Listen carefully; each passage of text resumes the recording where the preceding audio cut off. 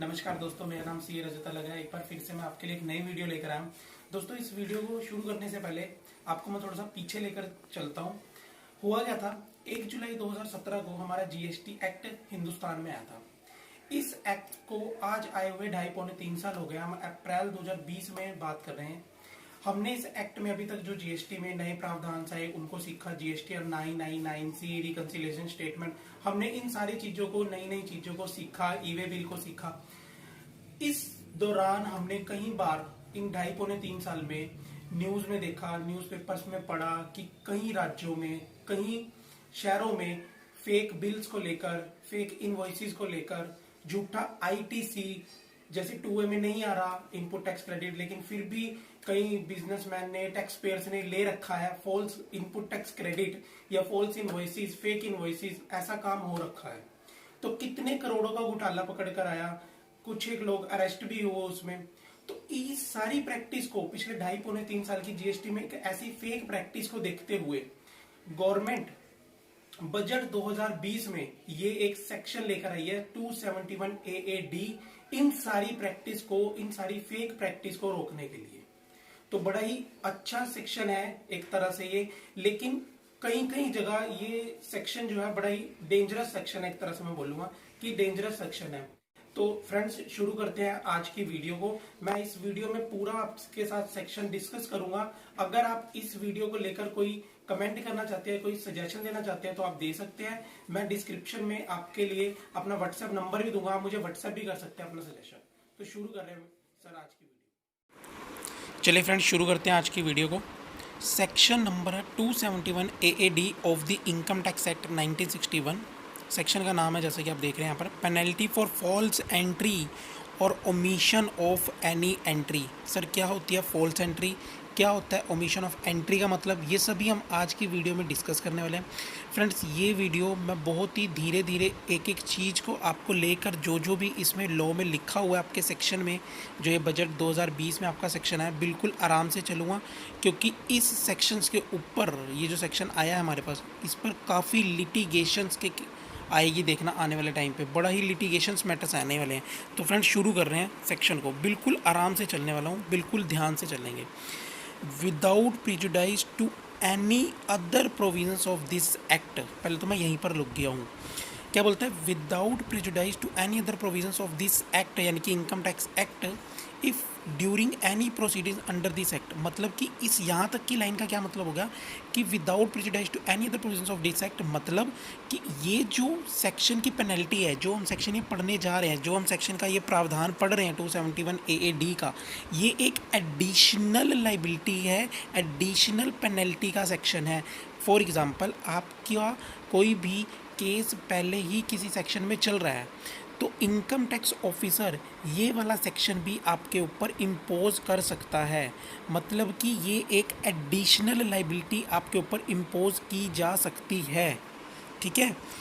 It is found that in the books of account maintained any person, देखो यहाँ पर, देखो जो मैंने बोल्ड किया हुआ है, आप उस पर बहुत ज़्यादा ध्यान से फोकस करके देखिए।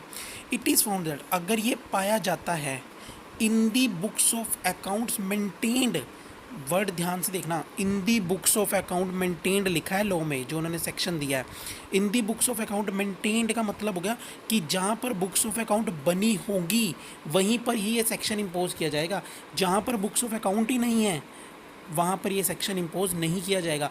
वहाँ पर आपको जैसे कि पता है, सेक्शन 271AA की पेनल्टी लग जाती है कि जहाँ पर बुक्स ऑफ अकाउंट आपको बनाने के लिए बोला होता और आपने नहीं बनाई होती। लेकिन ये सेक्शन तभी इम्पोज होगा अगर बुक्स ऑफ अकाउंट्स मेंटेन्ड होगी। तो अभी तक देखो 2 ही लाइनें मैंने पढ़ी हैं। ठीक है। पहली, without prejudice to any other provisions of this act, कि ये एक एडिशनल लाइबिलिटी है, जो भी आपके ऊपर पेनल्टी होगी वो एडिशनल पेनल्टी आपके ऊपर इस सेक्शन में इम्पोज की जा सकती है। दूसरा, कि इन दी बुक्स ऑफ अकाउंट जहाँ पर मेंटेन्ड होंगे, आगे वर्ड लिखा हुआ है एनी पर्सन, मैंने रेड में लिखा, देखो बेटा, देखो sir, any person, any person मतलब कि सभी तरह की एंटिटीज़ को कवर कर दिया गया। Individual, partnership, firm, business entities, आपकी चैरिटेबल इंस्टीट्यूशन, सभी, पूरे सभी को इन्होंने कवर कर दिया, एनी पर्सन लिख दिया है। Any person there is number first पढ़ रहा हूँ फॉल्स एंट्री, अगर ये पाया जाता है कि फॉल्स एंट्री, अभी हम देखने वाले कि फॉल्स एंट्री भी क्या होता है, फॉल्स एंट्री और an omission of any entry which is relevant for the computation of total income of such person to evade tax liability. क्या बोल रहा है, कहता है या तो फॉल्स एंट्री हो, फॉल्स एंट्री या फेक एंट्री। फॉल्स एंट्री अभी हम देखेंगे क्या होता है, मैं अभी आपको बता रहा हूँ। फॉल्स एंट्री का मतलब कि आपने कोई फेक इनवॉइस, हो सकता है बिजनेसमैन ने कई बार हो सकता है कोई फेक इनवॉइस लिया हो, ठीक है, फेक इनवॉइस लेके उसने फेक इनकम आईटीसी उसका इनपुट टैक्स क्रेडिट क्लेम कर लिया हो, तो उसको हम बोल दिए जाएंगे क्या, फॉल्स एंट्री। या किसी ऐसे पर्सन से हमने बिल ले लिया है, या किसी ऐसे पर्सन से हमने बिलिंग कर लिया, इनवॉइसेस ले लिए हैं जो वास्तव में एग्जिस्ट इन एक्चुअल करता ही नहीं है, ठीक है। तो दूसरा ये बोलता है an omission of any entry, कोई एक एंट्री आप करना ही भूल गए, ओमिट कर दी, ठीक है, जो कि रिलेवेंट थी। देखो फॉल्स एंट्री के साथ ये चीज़ नहीं लिखी हुई, जो कि रिलेवेंट थी for the computation of total income of such person to evade tax liability. आप वो एंट्री ना करके अपनी टैक्स लायबिलिटी कम कर रहे हो, आप उसको दिखा नहीं रहे, आप टैक्स चुरा रहे हो, इवेजन ऑफ टैक्स लायबिलिटी लिखा है। तो आपके ऊपर क्या होगा, द असेसिंग ऑफिसर में डायरेक्ट सच पर्सन शैल पे by way of penalty a sum equal to the aggregate amount of such false or omitted entry। सबसे बड़ी चीज़ इस सेक्शन की यहाँ पर आ चुकी है दोस्तों, देखो ध्यान से। कहता है जो भी पेनल्टी लगेगी, अभी तक कि जितने भी हमारे पास पेनल्टी के पूरे इनकम टैक्स एक्ट में जितने भी प्रावधान है, जितने भी सेक्शंस हैं, प्रोविजंस हैं, वो सारे के सारे क्या कहते हैं कि इनकम के ऊपर पेनल्टी लगाते हैं। लेकिन यहाँ पर इन्होंने क्या बोल दिया, sum equal to the aggregate amount of such false और ओमिटेड एंट्री, जितने अमाउंट की वो एंट्री होगी वही आपकी पेनल्टी है। फॉर एग्जांपल 30 लाख रुपए की फॉल्स एंट्री थी, तो 30 लाख रुपए ही आपकी पेनल्टी का अमाउंट होगा। अगर वो एंट्री का अमाउंट 25 लाख है तो 25 लाख होगा। सर अगर उस एंट्री का अमाउंट 2 करोड़ है तो सर 2 करोड़ ही आपका पेनल्टी का अमाउंट हो गया। पहले तो क्या होता था, इनकम टैक्स निकाला जाता था, इंटरेस्ट पेनल्टी प्रोविजन तब जाके लगती थी, लेकिन इन्होंने बोल दिया जितने अमाउंट की ट्रांजैक्शन की है आपने ऐसी फॉल्स एंट्री या ओमिशन ऑफ एंट्री, उतने अमाउंट की ही पेनल्टी होगी। तो मैं एक बार दोबारा से अभी तक का जो पढ़ा है हमने सेक्शन, मैं उसको दोबारा से एक बारी कंक्लूड करता हूँ यहाँ तक का। अभी हमने पढ़ना है पूरा सेक्शन, अभी जो ऊपर से अभी तक पढ़ा है। कहता है without prejudice to any other provisions of this act, यानी कि एक ये एडिशनल पेनल्टी लग सकती है इस सेक्शन में। आपको लगेगी किस पर, ये चीज़ के ऊपर आप लड़ सकते हो डिपार्टमेंट से। बड़े ध्यान से मैं बोल रहा हूँ दोबारा से कि इन the books of account maintained, जहाँ पर मेंटेन्ड होंगी, अगर देखो ओमिशन ऑफ एंट्री है फॉर एग्जांपल, मैं यहाँ पर आपसे बड़ी सारी बात करने वाला हूँ। मैंने बोला डिस्कस कर रहे हैं हम यहाँ पर, मैं आपको कोई लेक्चर नहीं दे रहा इस वीडियो में, डिस्कस कर रहे हैं हम ये सेक्शन। अगर आपकी कोई क्वेरी है या आपकी कोई सुझाव देना चाहते हो, कोई सजेशन देना चाहते हो, तो आप मुझे कमेंट करके ज़रूर बताएं, ठीक है। In the books of account maintained, अब अगर हम कहें कि ओमिशन ऑफ एंट्री का मतलब है कि एंट्री कोई छूट गई, या किसी सेक्शन में इनकम टैक्स ऑफिसर ने उसका केस खोला और केस खुलने का भी पता चला कि उसने बुक्स ऑफ अकाउंट मेंटेन ही नहीं की, तो जब बुक्स ऑफ अकाउंट मेंटेन नहीं की तो क्या ये सेक्शन लग सकता है? नहीं, बिल्कुल भी नहीं लग सकता, क्योंकि तब हम ये नहीं कह सकते कि बुक्स ऑफ अकाउंट आपने मेंटेन नहीं करा तो जितनी एंट्रीज आपने बुक्स ऑफ अकाउंट में करनी थी वो सारी ओमिशन ऑफ एंट्री कहलाएंगी, वो सारी एंट्रीज ओमिटेड कहलाएंगी। नहीं नहीं, यहाँ पर ऐसा नहीं है। यहाँ पर इस लाइन पर हम डिपार्टमेंट को चैलेंज कर सकते हैं कि इन the books of account maintained लिखा है आपने, कि फॉल्स एंट्री आप कहाँ पाओगे, जहाँ बुक्स ऑफ अकाउंट मेंटेन होंगे, तो जहाँ होंगे वहीं पर ही हम ये बोलेंगे, और जहाँ नहीं होंगे वहाँ पर ये सेक्शन लगेगा ही नहीं, ठीक है। और फॉल्स एंट्री होनी चाहिए और ओमिशन ऑफ एनी एंट्री। और सबसे लास्ट बात कि क्या, जितने अमाउंट की ट्रांजैक्शन होगी उतना ही अमाउंट इक्वल टू पेनल्टी का होगा। आई होप यहाँ तक का बात आपको समझ आ गई होगी, ठीक है फ्रेंड्स। चले आगे फ्रेंड्स, एनालाइज करते हैं सेक्शन को थोड़ा और।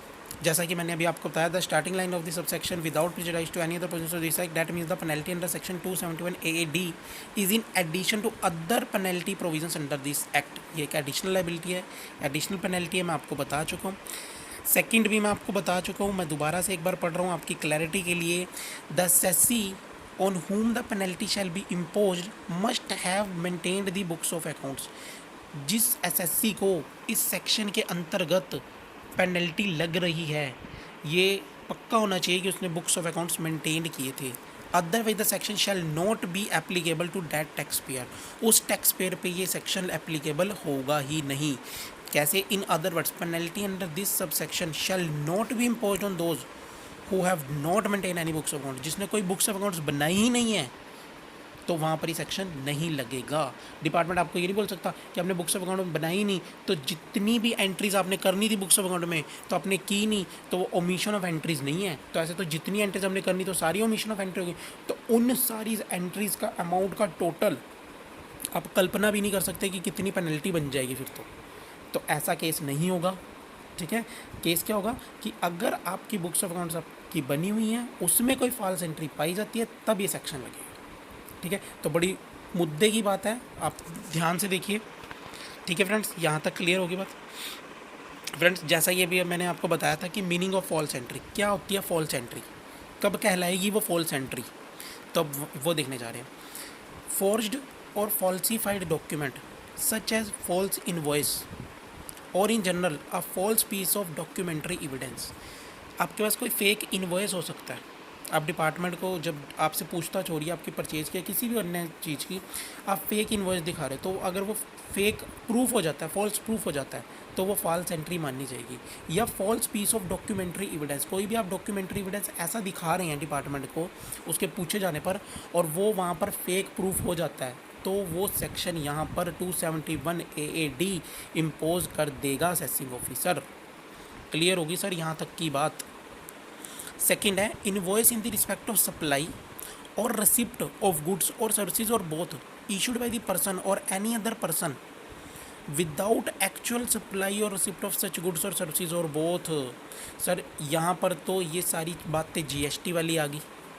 क्या कहती है? कहता है इनवॉइस आपने इशू किया है या रिसिप्ट करा है, आपने कोई ऐसा सप्लाई ऑफ गुड्स और गुड्स का इनवॉइस रिसीव कर लिया लेकिन एक्चुअल में उसकी सप्लाई नहीं है उस आपके पास, मतलब आपके पास सिर्फ और सिर्फ क्या आया, कहने का तात्पर्य है सिर्फ और सिर्फ बिल ही आया है। अगर ऐसा है कुछ, ये चीज़ बात प्रूफ हो जाती है तो वो एंट्री क्या कहलाएगी? अगेन वो फॉल्स एंट्री कहलाएगी। ठीक है, दोबारा पढ़ देता हूँ। Invoice in respect of supply और रिसिप्ट ऑफ गुड्स और सर्विसेज और both issued by the person और any other person without actual supply और रिसिप्ट ऑफ गुड्स और सर्विसेज और बोथ, कि ना तो सर्विस और ना ही गुड्स। फॉर एग्जांपल आपने किसी से बिल ले लिया खाली, ना तो गुड्स आए आपके पास रियलिटी में, ना उसने सर्विसेज आपको आके प्रोवाइड की, तो उस केस में सिर्फ और सिर्फ जहाँ पर आपने बिल लिया ये बात डिपार्टमेंट में प्रूफ हो जाती है तो आपका ये क्या कहलाएगी? फॉल्स एंट्री कहलाएगी। तो वहाँ पर ये सेक्शन अगेन इम्पोज होने के चांस हैं, हो ही जाएगा चांस क्या। और invoice in respect of supply और रिसिप्ट ऑफ गुड्स और सर्विसेज और बोथ टू और from a person who does not exist, कि या तो आप किसी पर्सन को सप्लाई कर रहे हो, फॉर एग्जांपल सेल कर रहे हो, किस पर्सन को कर रहे हो? जो वास्तव में एग्जिस्ट ही नहीं करता, मतलब फेक फॉर्म किसी ने बनाई हुई है, वो सिर्फ बिल ले रहा है, वो तो परचेज़ के बिल ले रहा है, आप उसको सेल कर रहे हो ऐसे कोई, या आप किसी से परचेज़ के बिल ऐसे ले रहे हो जो वास्तव में एग्जिस्ट ही नहीं करता, या तो आप उसको सेल कर रहे हो ऐसे व्यक्ति को जो एग्जिस्ट नहीं करती फॉर्म, या आप उससे परचेज़ करो। तो दोनों ही हालातों में अगर ऐसा पाया जाता है तो वो एंट्रीज़ आपकी बुक्स में सारी की सारी क्या मानी जाएंगी? फॉल्स एंट्रीज़ मानी जाएंगी।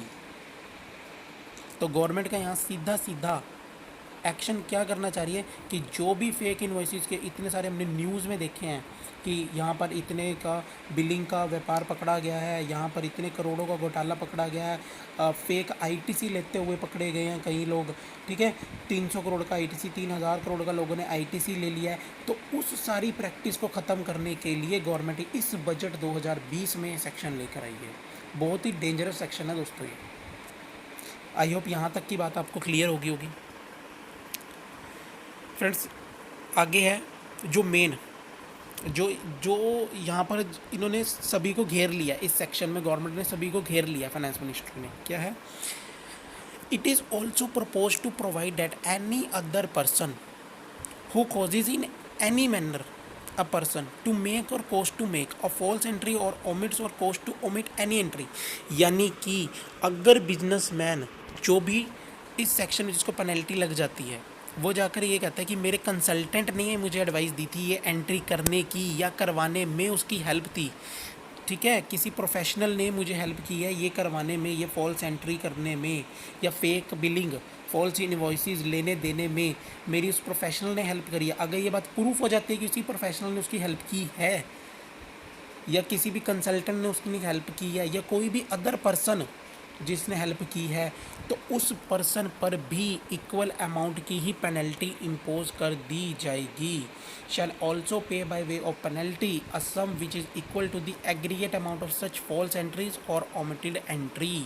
तो यहाँ पर अगर तो व्यक्ति फंसता है जो टैक्स पेयर है, अगर वो फॉल्स एंट्री और ओमिटेड एंट्री में सेक्शन 271 AAD के अंतर्गत पकड़ा जाता है तो वो तो गया ही गया, प्लस उसको जिसने ये चीज़ करने की सलाह दी, अगर वो प्रूफ हो जाता है कि उसी पर्सन ने काम करवाया है, उसी प्रोफेशनल ने, उसी कंसल्टेंट ने या किसी और व्यक्ति ने ये काम करवाया है, तो उसको भी 271 AAD लग जाएगा। तो दोस्तों उसकी भी पेनल्टी क्या है, सेम ही पेनल्टी है, जितने अमाउंट की ट्रांजैक्शन हुई होगी, जितने अमाउंट की फॉल्स एंट्री हुई होगी, उतने अमाउंट की ही पेनल्टी होगी।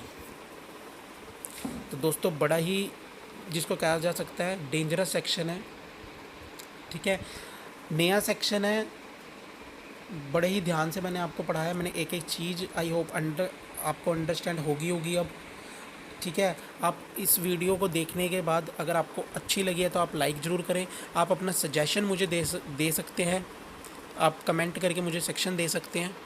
मैं लिंक में अपना व्हाट्सएप नंबर भी छोड़ने वाला हूँ इस वीडियो में, तो आप मुझे व्हाट्सएप भी कर सकते हैं अगर आपका कोई ऐसा सजेशन है मेरी वीडियो को लेकर के। तो फ्रेंड्स यहाँ पर वीडियो समाप्त होती है। आई होप मैंने आपको अच्छे से कवर करवा दिया है सेक्शन, ठीक है फ्रेंड्स। तो thank you very much for this video, ठीक है। आई होप आप सभी को अच्छी लगी होगी। अगर आप मेरे चैनल से नए जुड़ रहे हैं तो मेरे चैनल को सब्सक्राइब जरूर कर दें। Thank you very much.